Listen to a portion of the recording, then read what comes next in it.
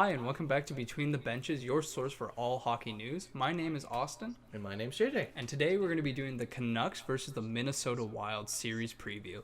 We're going to look at their season stats, we're going to look at their player stats, and then we're going to look at some interesting information about the different players and make our ultimate decision on who's going to win the series. Starting off with the Minnesota Wild, in 69 games played this season, they had 35 wins, 27 losses, and 7 OT losses, putting them 21st in the league. So finished pretty okay. When we look at their goal differential, they had a 0. They're the only team to do this in the entire league, placing them 22nd. When we look at special teams, they had a pretty strong power play at 21.3%, which had them at 10th in the entire league. And then their penalty kill was 77.2%, not as great as the power play, having them at 25th. The interesting thing to look at for the Minnesota Wild is their head coach, Dean Evason, who took over this year from Barbecue Bruce, who is a longtime Minnesota coach. They got a new GM in Bill Guerrier, who's really taking the team in a new direction, hiring a new coach, and getting a new squad going. So that'll be interesting to see how they play. Yeah, like the Wild, the Canucks played 69 games this year with a record of 36, 27, and 6, which put them 17th in the league. Their goal difference was plus 11, putting them 12th in the league, and they had a much superior power play compared to the Minnesota Wild with 24.1% success rate, putting them 4th in the league for power play. Their penalty kill was 80.5%, which put them 16th, so still better than Minnesota's on the special team front. And their coach was Travis Green, who's been a coach for a couple years now, and the squad is finally connecting under his vision, so it's exciting to see where he's going to lead them this offseason.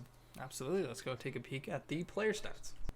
Starting off with the Wild for the player stats, the goal leader was Zach Parise, having a bit of a renaissance with 25 goals, showing that he can still get his name on the score sheet and really help his team out offensively.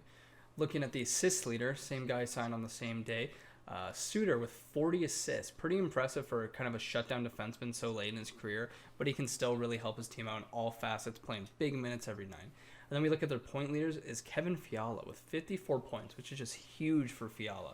Really kind of having his breakout season, showing that he's a number one line talent and he can help the team out in all facets of the game.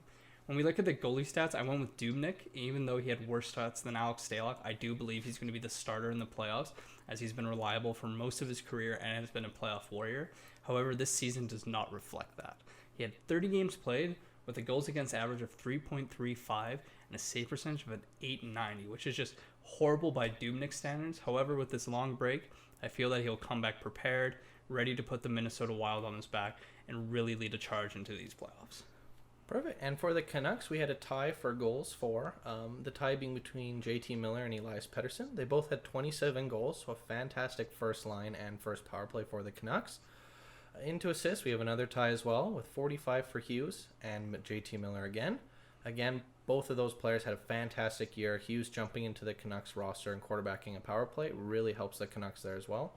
And back with points, who else but JT Miller, who had a fantastic year coming over from Tampa Bay. A steal, in my opinion, for the Canucks on that one, just from this year alone, and I can't wait to see him moving forward with the Canucks as well. In net, we have Jacob Markstrom with 43 games played. Fantastic goalie. His goals against average is 2.75 per game, and his save percentage was .918 this year.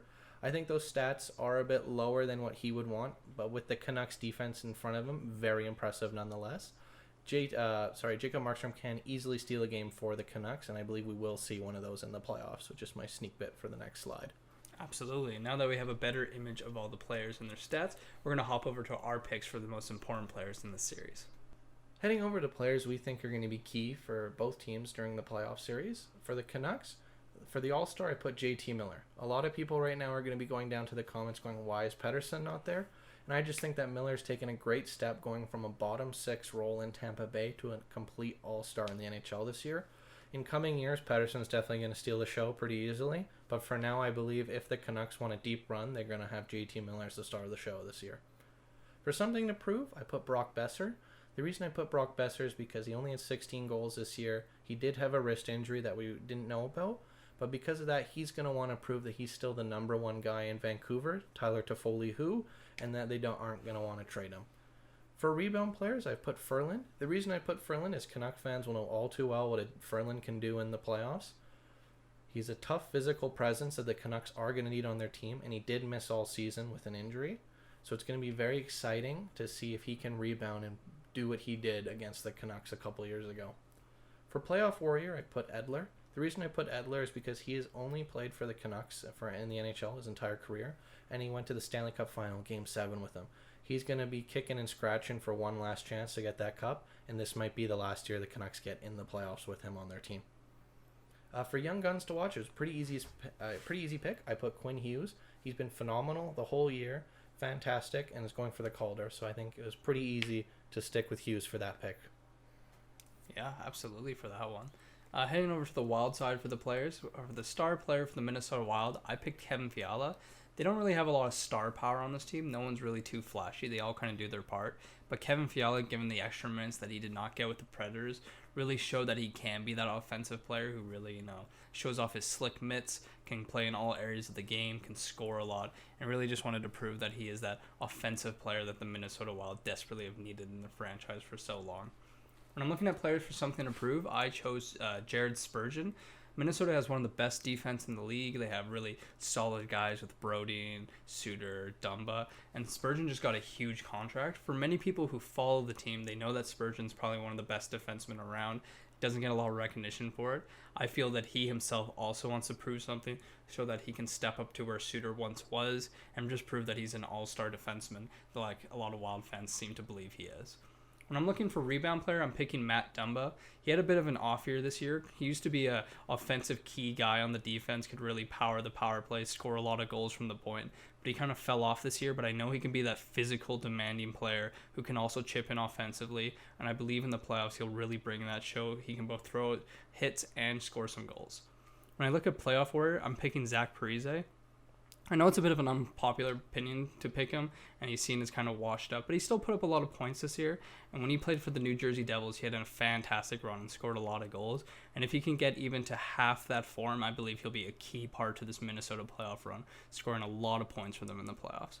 And young gun to watch, it was a bit of a hard choice because Minnesota's one of the oldest team in the league.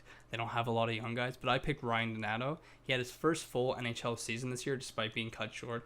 He was playing around fourth line, third line minutes, but I believe if he can bring his creativity mind, his smart playmaking, his shot, and his hands, he could really help the Minnesota Wild out. I think they found a gem from Boston, and I really think that he'll be able to power this team going forward if they're able to make it to the next round, and if they can get him some more minutes going forward. Yeah, I mean, if they're one of the oldest teams, we're going to just see if that experience is going to be enough to outpower the Canucks, which is a pretty young team. Yeah, despite all the experience, this team struggled to get out of the first round. Maybe with some of the younger guys like Galchenyuk and Eriksson, they might be able to break through. And with that, we're going to go into who we think will win the series. So moving on over to our predictions, I'm going to predict the Canucks in 4 games. The reason I'm going to predict this is because I believe the special teams heavily favors the Canucks, both power play and penalty kill wise. I also believe Jacob Markstrom's better than Stalock or Devin Dubnyk, and he can also steal games. I do believe that the 4 games is going to be closer than it shows in games. I do believe there's going to be a very close game with maybe an empty net or an overtime win. Other than that, I just see the Canucks beating them overall in 5-on-5 and special teams. Yeah, that's a fair pick. Despite wearing the Minnesota hat and the jersey as well, I am going to be picking the Canucks in 5. I think this is going to be one of the closest series we're going to watch in this entire playing round. Both teams have strengths that counter the other team's weaknesses. Canucks have this high-flying offense led by Pettersson, Besser, Hughes, Miller, whereas the Minnesota Wild have defense with Suter, Dumba, Spurgeon, Brody. So I think this is a pretty evenly matched team, but the Canucks just have a couple more offensive tools that the Minnesota Wild are lacking. They have the better goaltender by far. If Devin Dubnyk can come in and steal a couple games, maybe the Minnesota Wild can take it, but I just don't see him stealing enough to save the team. Physicality is going to be a huge one, but I think players like Roussel and Ferland are really going to help step up for the Canucks to kind of shut down that angle for the Minnesota Wild. When we look at how the playoffs are going to be working and every team trying to take a different angle on how to win their series, I just see the Canucks shutting down every way the Minnesota Wild take. However, I do think that the experience the Minnesota Wild bring will hurt the Canucks a bit, wear them down, and it's just going to kind of be a bloodshed till the end. But at the end, I still think the Canucks are going to take the series. Yeah, I mean, I do believe that with this series being as close as it is, after game 1, we can tell which teams came ready to play and which team isn't quite ready to play. And I think that'll make a huge difference on the rest of the series. Yeah, absolutely. I think the most important thing with this series is not which team wins it, but how are they going to do after they win, and how are they going to take the adversity going forward. Well, those are our picks, guys. Please let us know who you think are going to win. Leave a like and a comment about who you think is going to be the better team, who's going to be the all-star in these series. And please hit like and subscribe. And we'll catch you guys next time. See you later.